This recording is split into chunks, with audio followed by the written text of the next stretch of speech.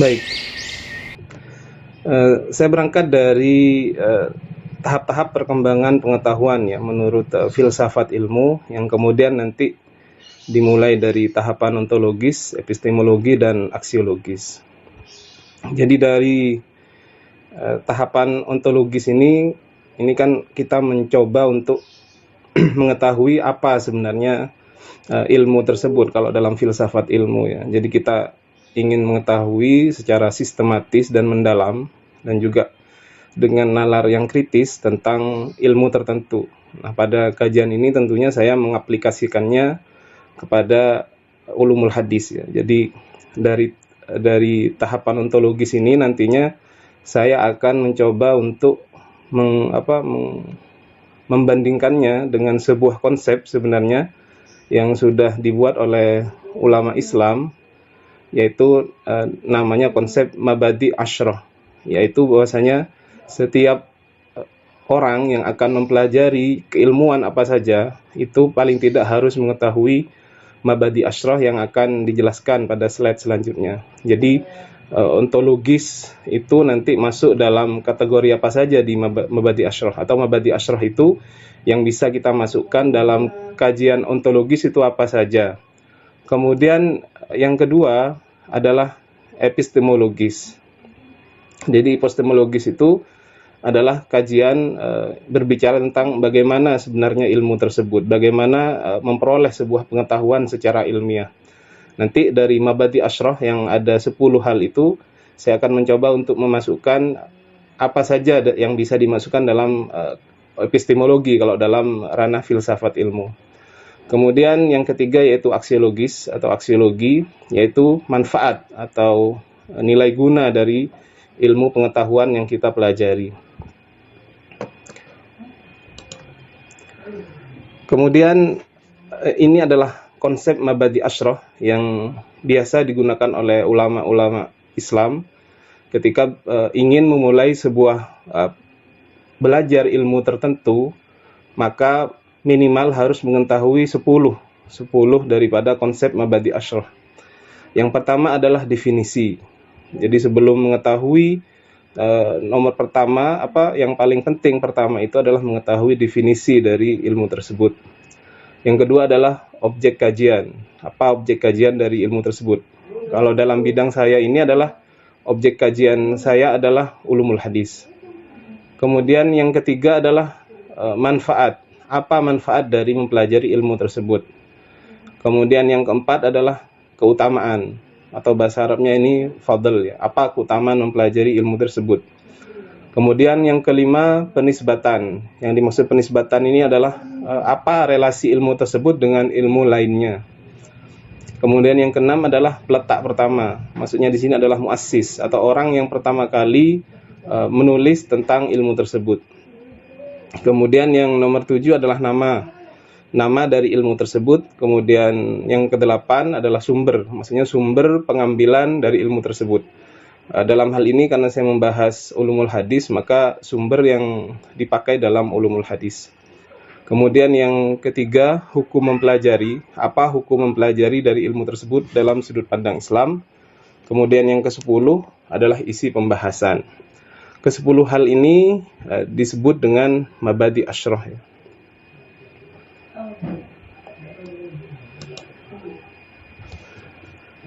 Kemudian ilmu hadis ditinjau dari aspek ontologis ya. Berikutnya adalah ilmu hadis ditinjau dari aspek ontologis.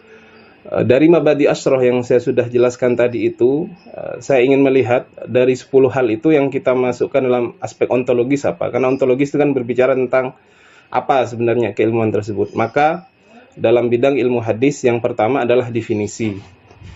Jadi definisi ulumul hadis itu, nanti ulumul hadis terbagi menjadi 2. Ada namanya ilmu hadis dirayah dan ilmu hadis riwayah.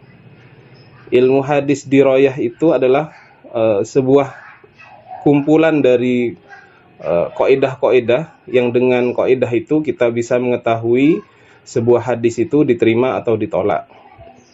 Kalau ilmu hadis riwayah ini adalah ilmu yang mempelajari segala sesuatu yang menukil dari Nabi Muhammad SAW, baik berupa perkataan perbuatan atau sifat Nabi Muhammad SAW atau ketetapan beliau. Jadi kalau kita analogikan, ilmu hadis diroyah ini mirip dengan ilmu usul fiqh, maka ilmu hadis riwayah ini adalah fikihnya gitu. Jadi kalau kita ingin mempelajari ilmu hadis, maka yang kita pelajari itu sebenarnya adalah ilmu hadis diroyah yang banyak dipelajari pada masa sekarang ini, baik mahasiswa ataupun orang. Karena dengan ilmu diroyah hadis ini kita bisa mengetahui mana hadis yang makbul yang nanti terbagi menjadi hadis sahih dan hadis hasan, dan mana hadis yang dhaif yang terbagi menjadi hadis macam-macam hadis dhaif itu. Kemudian yang nomor 2 adalah objek kajian. Objek kajian dari ilmu hadis adalah keadaan sanad dan matan. Jadi keadaan sanad dan matan kalau dalam ilmu hadis itu ada yang namanya sanad ali, ada namanya sanad nazil ya. Misalkan sanad ali itu apabila misalkan jumlah perawi antara mukharrij hadis, semisal Imam Bukhari dan Nabi Muhammad SAW itu hanya berjumlah sedikit orang. Semisal apabila hanya antara Imam Bukhari dan Nabi Muhammad itu 3 orang, maka itu disebut sanad ali, sanadnya yang ali, tinggi. Sedangkan kalau misalkan jumlah perawi antara Imam Bukhari dan Nabi Muhammad itu terdiri dari banyak perawi, maka kita sebut sanadnya nazil. Dan yang lebih baik adalah sanad yang ali ini, karena semakin sedikit jumlah perawinya itu menandakan bahwasanya sanad tersebut sedikit daripada jumlah perawinya, dan itu dinilai bagus oleh para ulama hadis. Jadi itu salah satu contoh keadaan sanad dan matan hadis yang menjadi objek kajian dari ilmu hadis diroyah ya di sini. Kemudian penisbatan atau relasi ya. Relasi dari ilmu hadis itu adalah dia sebagai ilmu syariah. Dia masuk dalam cakupan ilmu-ilmu syariah, yaitu ilmu untuk khidmah kepada syariat Islam. Dan dia juga termasuk ilmu alat, karena ilmu hadis ini hampir bisa digunakan atau menjadi kebutuhan dari cabang ilmu yang lain. Semisal tafsir, itu untuk menafsirkan Al-Quran butuh kepada hadis, sedangkan hadis itu tidak semuanya adalah sahih. Maka dengan mengetahui ilmu hadis itu, para mufassir bisa mengambil hadis-hadis yang sahih, bisa mengetahui mana hadis-hadis yang sahih. Misalkan juga para sejarawan dalam Islam itu banyak juga sumber sejarahnya adalah hadis. Maka dengan mengetahui ulumul hadis ini bisa mengetahui mana hadis yang sahih dan yang tidak sahih. Kemudian yang keempat adalah Letak pertama dari ilmu hadis itu, ilmu hadis diroyah ya, bernama Al-Qadhi Muhammad Ar-Roma Hurmuzi. Nah, jadi beliau adalah orang yang menulis pertama kali dalam bidang ilmu hadis diroyah dalam sebuah kitab berjudul Al-Fasil Bainar Rawi wal Wa'i ya. Ulumul Hadis Al-Fasil Bainar Rawi wal Wa'i.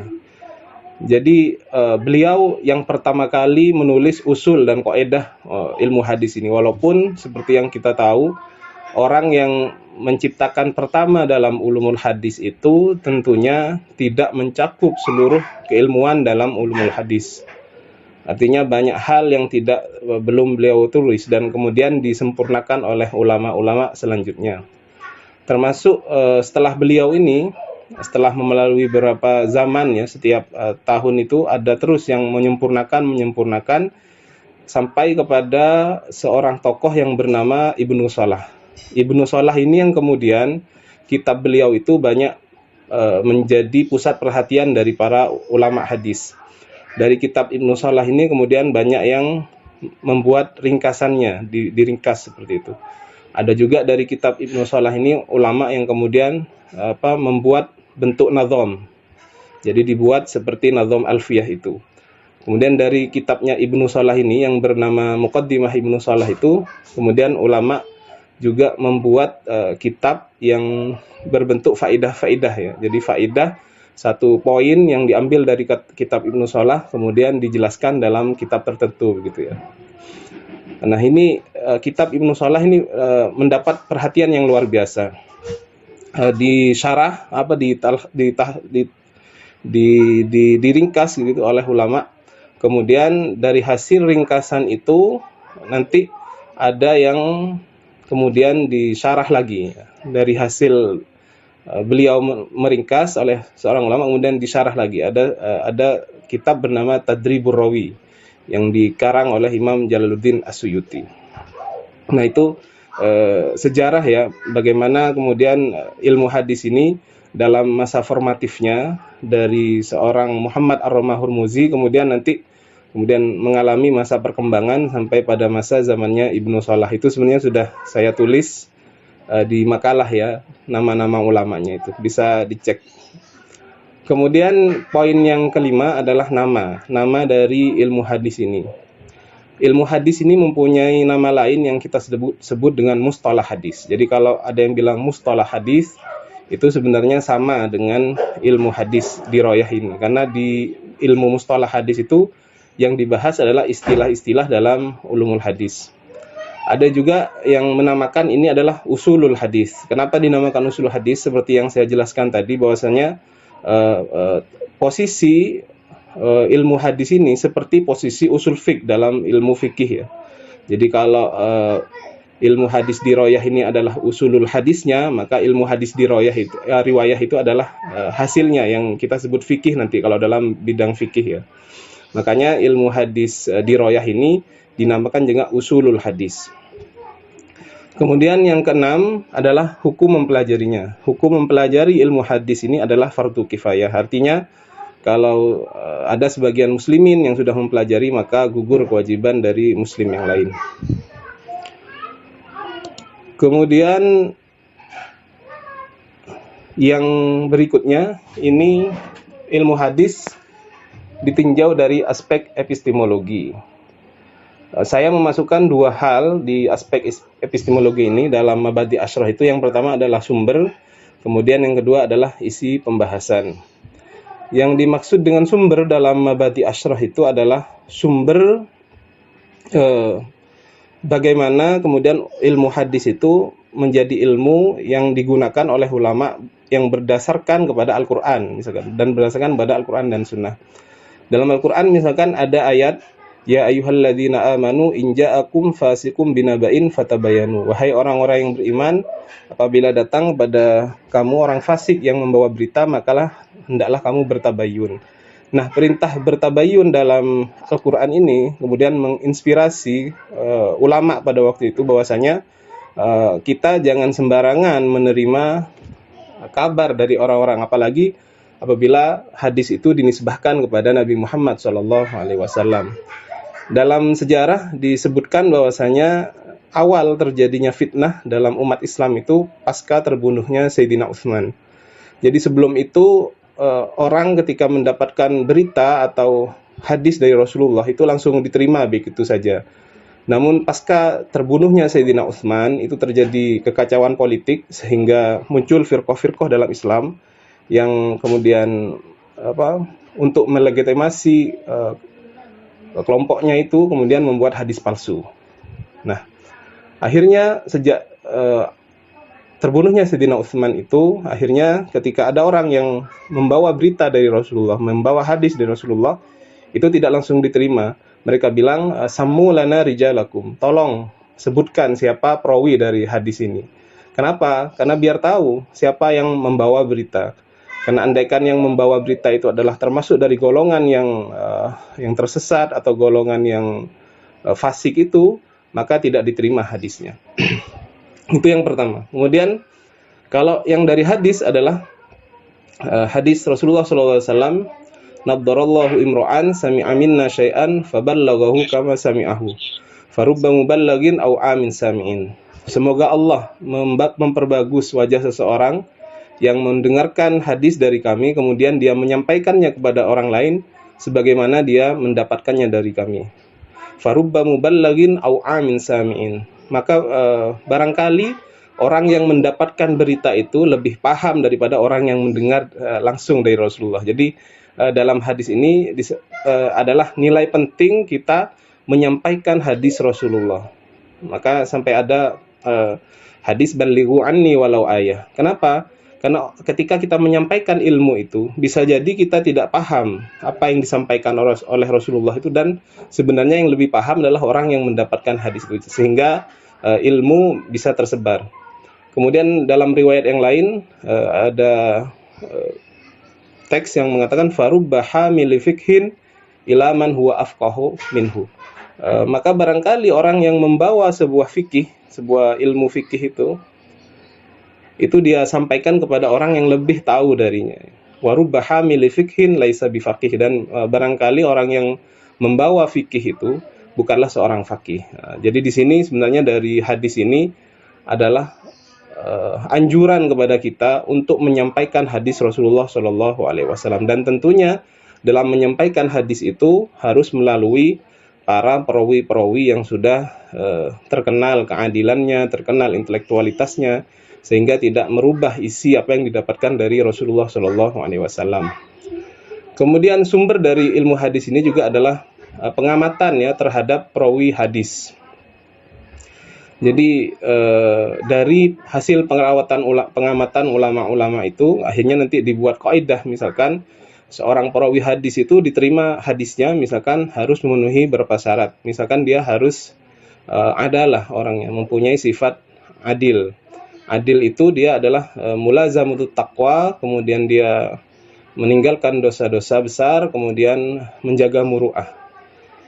Maka kalau tidak adil, maka hadisnya tidak bisa dikatakan hadis sahih. Kemudian seorang perawi itu juga harus pandai secara intelektual, artinya dia harus dobit, hafalannya harus kuat, baik itu dari hafalan dalam hatinya ataupun dia menulis dalam sebuah buku.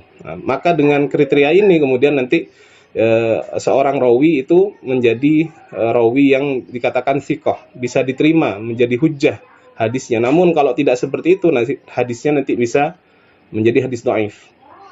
Kemudian yang kedua adalah isi pembahasan dari ilmu hadis ini. Di antaranya adalah apa itu saja, misalkan syarat-syarat hadis sahih. Jadi syarat hadis sahih ada 5. Yang pertama adalah ittisalus sanad, sanadnya harus bersambung. Kemudian yang kedua adalah rawinya harus adil. Yang ketiga rawinya harus dobit, kemudian tidak ada syad dan tidak ada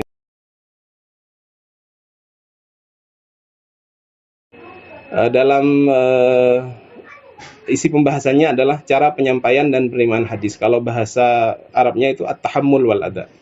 Menggunakan lafadz haddatsani, haddatsana atau amba'ani atau amba'ana itu dibahas dalam ilmu hadis.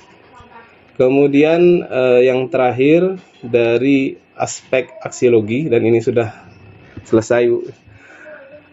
Jadi berbicara tentang aksiologi yaitu manfaat dari ilmu tersebut. Jadi manfaat dari ilmu hadis diroyah adalah untuk mengetahui hadis yang diterima, yang nanti dibagi menjadi hadis sahih dan hasan, dan hadis yang ditolak, yang kemudian disebut hadis dhaif.